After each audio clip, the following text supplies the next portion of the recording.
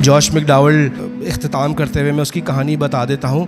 اس کا باپ جو ہے ایسا شرابی تھا جو صبح سے لے کے شام تک شراب پیتا رہتا تھا, اور پورا جو ان کا گاؤں تھا اس کے لیے وہ انگلش میں کہتے ہیں لافنگ اسٹاک, ہر کوئی اس پہ ہنستا تھا, بولتا کیا بات ہے. اور جب وہ گھر میں آتا تھا تو اپنی بیوی کو بہت زیادہ مارتا تھا, اپنے بچوں پہ بہت زیادہ ظلم کیا کرتا تھا.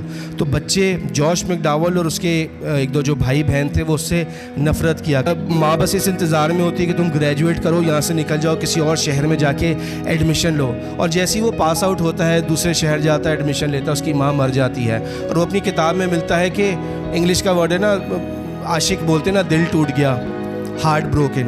تو وہ کہتا ہے کہ میری ماں جو ہے واقعی میں ایک بروکن ہارٹ سے مری تھی, کیونکہ میرے باپ نے اس کی زندگی میں جینے کا کوئی ریزن چھوڑا نہیں تھا. اور جیسے اس کے بچے بڑے ہوتے ہیں, شہر چھوڑ کے جاتے ہیں, وہ مر جاتی ہے.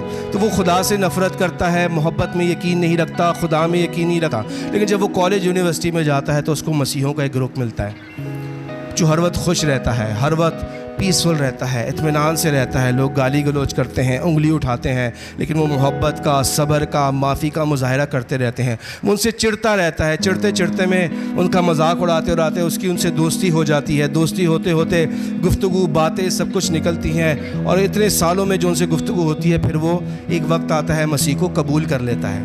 اور جیسے ہی وہ مسیح کو قبول کرتا ہے اس کے ساتھ پتہ ہے کیا ہوتا ہے, اس کا ایکسیڈنٹ ہو جاتا ہے, پورا جسم اس کا پلسٹر کیا ہوتا ہے اور وہ ہسپتال میں ہوتا ہے. تو کافی دن, کافی ہفتوں وہ ہاسپٹل میں پڑا رہتا ہے, اور ہاسپٹل بولتا ہے کہ ہم تجھے مزید نہیں رکھ سکتے, تو اپنے گھر میں جا, وہاں جا کے اپنی دیکھ بھال کر, ہم کتنے مہینے تجھے رکھیں گے.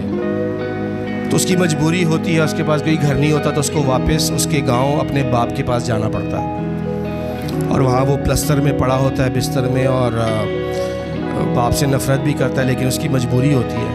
لیکن ایک دن خدا کا پاک روح اس کو بولتا ہے کہ تو صحیح مسیحی نہیں ہے. کہتے ہیں کیوں میں صحیح مسیحی نہیں ہوں, میں نے یسوع کو قبول کر لیا, اپنی پرانی زندگی چھوڑ دی, سب کچھ کر لیا ہے. خدا کا پاک روح بولتا ہے تو نے اپنے باپ کو معاف نہیں کیا ہے. کہتا ہے میں اپنے باپ کو کیسے معاف کروں, بھی اسی فہرست دیتا ہے.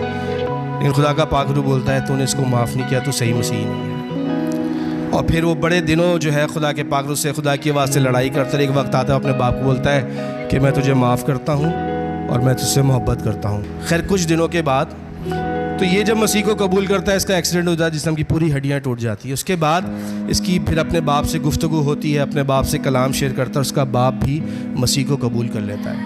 مسیح کو قبول کرنے کے, لیکن مسیح کو قبول کرنے کے 6 مہینے بعد کیا ہوتا ہے, اس کی ڈیتھ ہو جاتی ہے. ہاں کوئی کہے یار یہ کیا بات ہوئی, مسیح کو قبول کیا مر گیا. لیکن اس کی وجہ میں بتاؤں, اس 6 مہینے میں پورا گاؤں جو اس پر ہنستا ہوتا تھا, اس کے خاندان پر ہنستا ہوتا, وہ پورا گاؤں اس کی گواہی دے کر مسیح میں آ جاتا ہے. اور 6 مہینے میں اس کی ڈیتھ کیوں ہوتی ہے, کیونکہ جو شخص 50-60 سال سے صبح دوپہر شام شراب پہ شراب پیے جا رہا ہے, وہ ایک دم سے آ کے جب شراب کو چھوڑتا ہے تو اس کی باڈی اس چیز کو قبول نہیں کر پاتی. اس کی جسم کو شراب کی اتنی عادت ہو چکی ہوتی ہے کہ شاید وہ تھوڑا تھوڑا کر کے چھوڑتا تو شاید کچھ زیادہ دن جیتا رہتا, لیکن وہ ایک دم سے جب مسیح میں آتا ہے شراب کو چھوڑتا ہے. لیکن اس 6 مہینے میں وہ آئی ایم ناٹ شیور پورے گاؤں کو, آدھے گاؤں کو, لیکن بتیرے لوگ صرف اس کی گواہی دے کر جو ہے وہ یسوع مسیح میں آ جاتے ہیں.